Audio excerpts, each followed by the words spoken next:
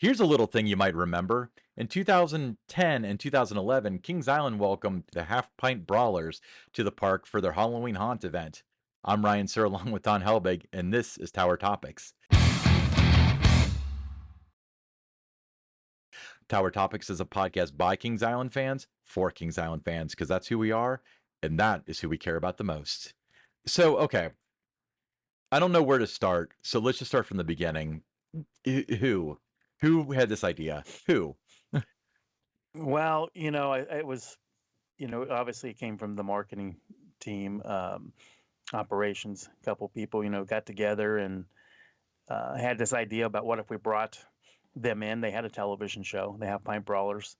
And what if we brought them in for Halloween Haunt? At that time, the mandate was to make it edgy, make it different, get people talking, no matter what it took, just get people talking. And they fit that bill. So, they brought the lead guy. His name was Puppet. They brought, that was his character name. They brought him in to just kind of walk the park, show them where they could do this, and look at the venue, which was the Fest House.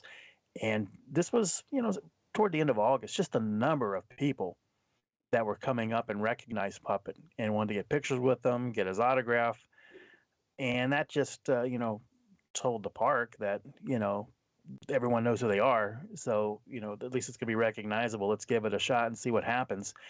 And, they had the ring set up in the Fest House.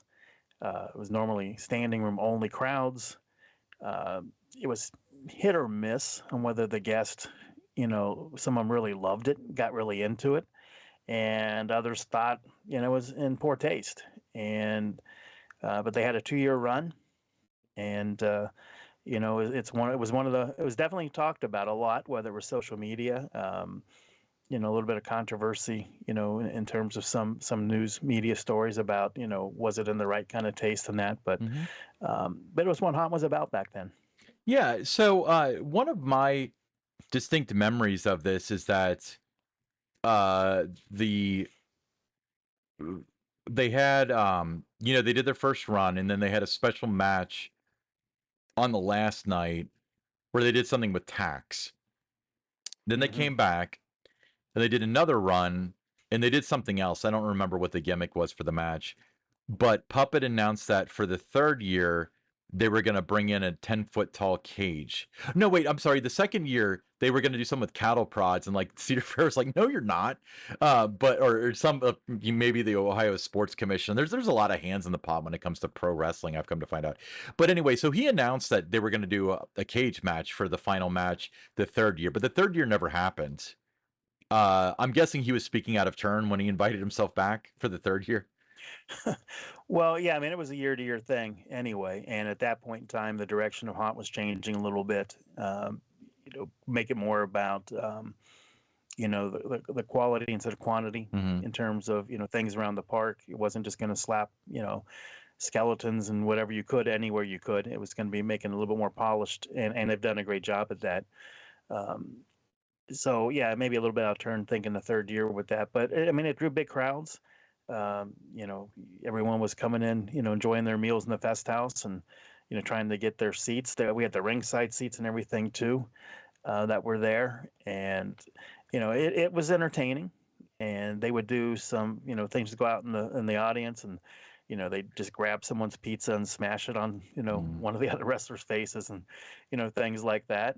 Things I had to take care of when the guests weren't happy when those kind of things happened after, and I wouldn't be either if you paid for a full large pizza and somebody took it and just smashed it against somebody else. But the tax, you mentioned that, they would lay them out on the mat, and when they were wrestling, they were falling into it and rolling into it. Very real. They were sticking to their arms and their foreheads, and they were stapling dollar bills to their cheeks and things, and very intense. So they really did put on a good show.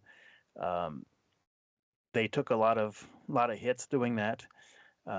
Trash cans, banging them over, smashing them over their heads and that. So it was authentic in terms of the wrestling.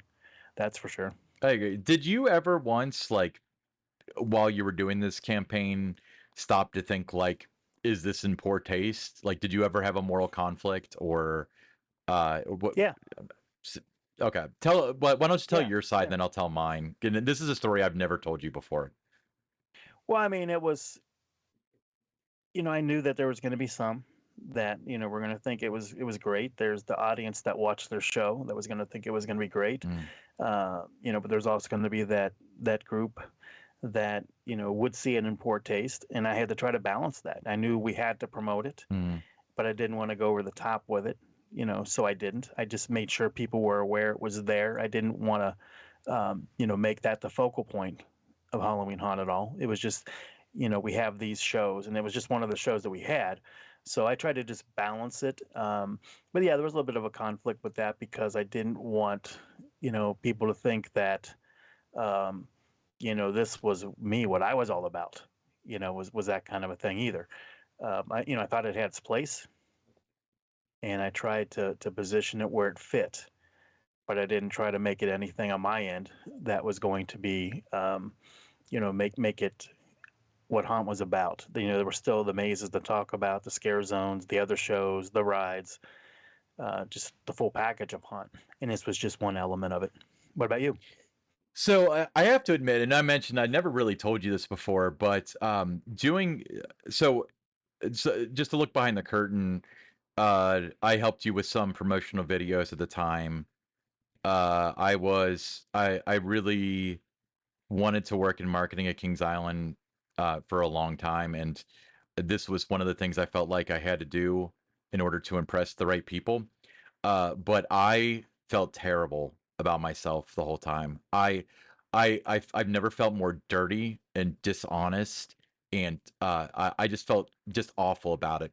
And I actually had two different people, and I'm not going to say their name on the air, email me from full timers at Kings Island, like, how do you really feel about this? And I was honest with both of them, and I said, well, I feel like we're making fun of somebody. We're making entertainment out of making fun of somebody with a disability.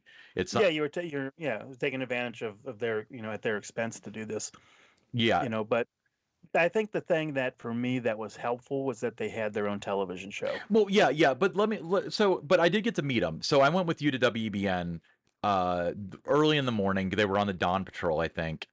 And I got to know Puppet the Psychodorf rather well. And the 28-year-old me bought into this whole thing of they love doing this, they have fun.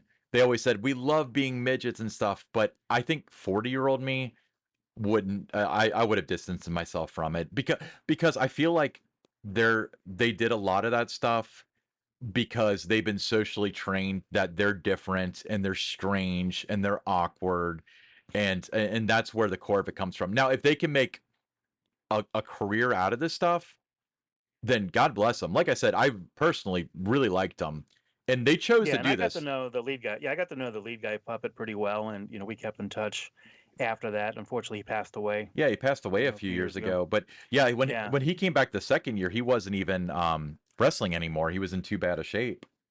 But yeah. Like I said, he took a pounding doing that.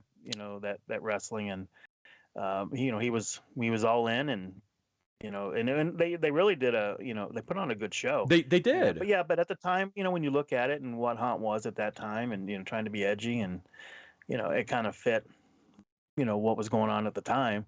Would it fit today? No, not a chance. Yeah, there's no way you could have gotten away with it today. And honestly, it's like I don't hold a grudge against anybody that worked for the park at that time, or you, or the marketing team or anything like that, because I felt like at the time it might have oddly been the right from a business standpoint, it was the right decision. It was a perfect fit, and it sold very well, and it was visual. They were great on the radio. Yeah, I mean, heck, even you made me make a promo vid. You made me. You forced me to make a promo video for it. But so I put I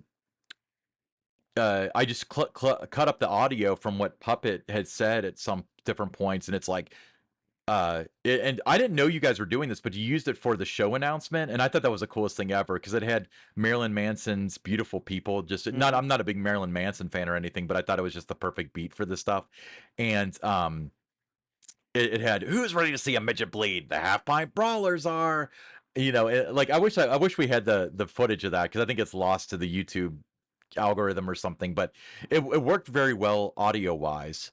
I remember you had to do office things, so I had to entertain those guys. I took them back to Great Wolf Lodge, and they were beating up on Turtle because he was late because he slept through the morning because he was going out drinking with your former. I'm not going to say what their position was in the park because that's going to dox them, but uh, interesting guys, definitely interesting. I've got many DV tapes somewhere of them beating the heck out of each other. I think Puppet jumped on him and farted on his head or something. So they they Yeah, I mean, like, they yeah, for me, I mean, when I think back to, two of the, the things that, you're really proud of, the highlights and everything, that doesn't come to mind with that, which is part of the attractions that we had at Halloween yeah. Haunt. Well, and it's I okay, so there are certain things that if I were you, I'd be proud of. Uh I went to the school of Bill Mefford when it came to marketing. And Mefford always anytime somebody fails, not even anytime somebody fails, even if a park does something and I think it's stupid, he's like, "Oh, they're willing to take a chance." Like that's the first thing out of his mouth. And you guys did. This could have gone horribly wrong. Horribly wrong. There was a lot of things that could have gone horribly wrong that we did, back in the early days of my time there, between the Knievel jump, the Walinda walks, the half pint brawlers. I mean, there was a lot of things that could have gone wrong, but it was those things that you had to do because at that time the park wasn't getting a lot of major big new attractions in those early years of my time there. It wasn't until 2009 that Diamondback came Yeah. in, but then it was 2014 before Banshee was there. So you needed those things that were kind of intermittent, and there was a lot of competition during the Halloween season. Oh, ton, So you needed especially. to do some Do you know things that, Ohio is the #1 state for haunted houses? That's how much competition they run. Even in the Cincinnati market, they've got like Land of Illusion and stuff, which has like 6 haunted houses too.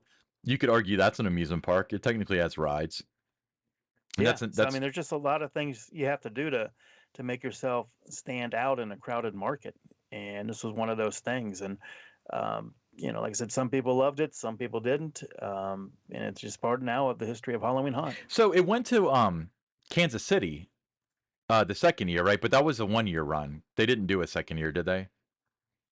No, they kind of split off, and some of them went to Kansas City, and the other stayed at Kings Island. Yeah, because I remember Mad Mex was that his name? The other guy that was with us. Mad Max, yeah. Yeah, the one that where his gimmick was that he didn't speak English, but secretly he didn't speak a lick of Spanish, but he was Hispanic. Right. But he was from Kansas City. I remember him telling me he was a truck driver uh, before he got found by Puppet. And then Turtle did not have the walking ability to really wrestle, so he was more of like their promoter.